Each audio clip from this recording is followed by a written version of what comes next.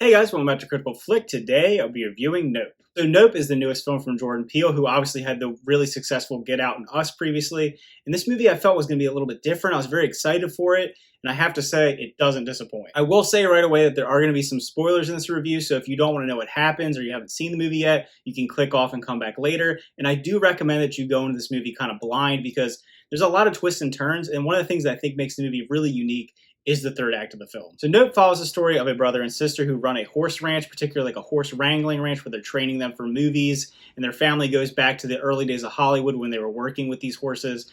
And what happens is they see this huge thing in the sky. They don't know what it is, and they realize that it is a UFO, and they want to film this UFO so it can go viral and they can sell the footage and make a lot of money and kind of get themselves back on their feet. Because here in this movie really is a story of chasing that entertainment and chasing the viralness of the world instead of just like appreciating it or understanding it or maybe working with it. So this movie, for most of it, is them trying to capture it on camera.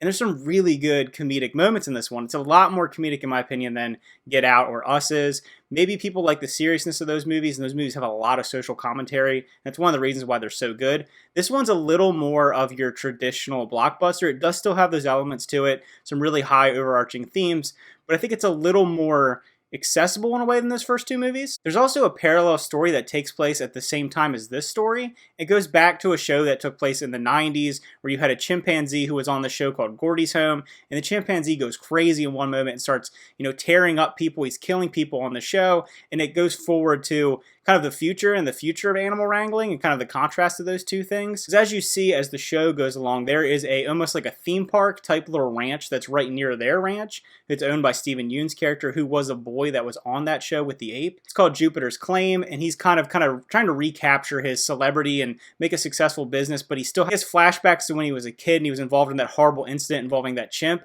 And there's some parallels between the UFO and the chimpanzee that I think work really well. And as the movie comes along, I think it makes it that much more impactful and it creates your understanding of what this thing is in the sky. One of the themes that kind of is interwoven into the story is the idea of people trying to film everything. They're trying to capitalize on whether it be this predator, this chimpanzee, or it's about, trying to get this UFO, this ununderstandable object, and trying to just kind of like monetize it and using their, they don't think about what it is or how important it is or maybe how it feels or anything like that. It's just like, let's film this thing and push it to its absolute limits. And then the worst possible can happen from that. Because like the chimpanzee, Steven Yeun discovers this UFO. You find out very late in the film that he knows it's there, and he's trying to bring it in and make it an attraction at his theme park, and then everything goes terrible because he's trying to set up this thing where he lets a horse loose and it'll capture it, and all the people can watch it. It's like this incredible thing. But then the thing sucks up everybody, and it just eats them and destroys them, and it's really graphic. This movie does have some graphic moments to it, and I think it doesn't hold back its punches when it wants to go there. Because what you discover by the end of the film is that this big UFO, this flying saucer, isn't what it appears to be. It isn't just, a spaceship. It's a creature. It's a giant monster that is eating people. It's sucking up stuff, and it's really intense. Like when it goes into the body and it's like this balloon type material, it's really interesting. I thought it was really creative, the route he decided to go with it, because he could have very easily just made it UFOs. That would have been the easiest thing to do. But instead he makes this creature. Having it be a living, breathing thing, he's able to interwove that story of the chimpanzee and the animal wrangling and having the respect for it and just everything that goes along with that. So I thought that was a really interesting aspect to the movie. Instead of just being a normal like alien film, it has that little extra bit to it. All the acting is really solid, and I think that Keke Palmer is the standout in this one. She plays someone who really transfers from being a pretty self-centered, selfish person that doesn't appreciate really like where she is in life and is just kind of like always trying to get ahead, to by the end of the film she becomes more of a selfless person, like understanding what all this is and how her place in the world. And I think that her development is the best of all the characters. All of them are really solid, though. Daniel Kaluuya is good as usual. He's one of the best actors in Hollywood today, and he plays a more stoic character. He's someone who's very below the surface in his acting, but then when things get intense and he really has to blow up and kind of express himself, those are some really powerful scenes in particular. Steven Yeun is also good in his role because you can see that he's really like the showman and he wants to make things successful, but when he has those flashbacks, you can see him like struggling with his past.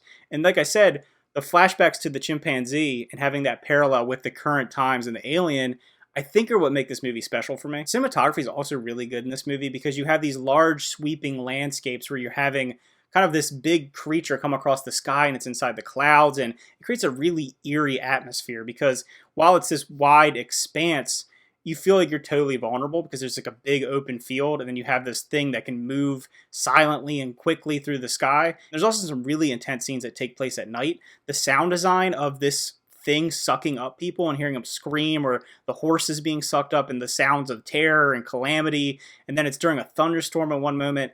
It really creates some tense moments, and it lets you really kind of be afraid of what it is instead of just showing you it constantly. You just know it's there. It's this like ever-present thing. I think as far as the suspenseful moments created through the sound design and cinematography, he like really knocked it out of the park. I would have to say my biggest knock with the movie is the pacing. It does move a little bit slower than I feel like it could have really amped it up and just kept that pressure going and keeping it going. But you are building it, like I said, those flashbacks back and forth, those parallels between the two. But until you get to the end of the movie, you kind of feel like this isn't, like, it doesn't feel necessary. And it feels like the way he broke it into multiple chapters maybe wasn't necessary. Maybe if I go back and explore it a little bit more, I'll maybe appreciate it. But I think the pacing and the editing kind of made it feel longer than it needed to be. It also, in my opinion, doesn't have hard-hitting themes like the first two films that he's done. Those have some incredible social commentary that really have a lot to say. I think they really touched people on like a deep level. They had, film studies about it. It's something that people really resonated with. I mean, they got nominated for awards and Oscars. This movie, while it's really good, I enjoyed it. It's more fun than those movies, and it definitely has a blockbuster quality to it, and some of those overarching themes. It doesn't hit as hard as those first two films. So if I were to rate Nope, I would give it an 8 out of 10. Like I said, I really enjoyed it. It's one of my favorite movies I've seen this year, and it totally changed what I thought it was going to be about. I did think there's obviously going to be a twist to it, but until you got to the end of the film, I still thought it was a UFO. I'm like, this is a movie about trying to capture a UFO on film, and maybe something's going to happen with them reaching out to the aliens or something like that.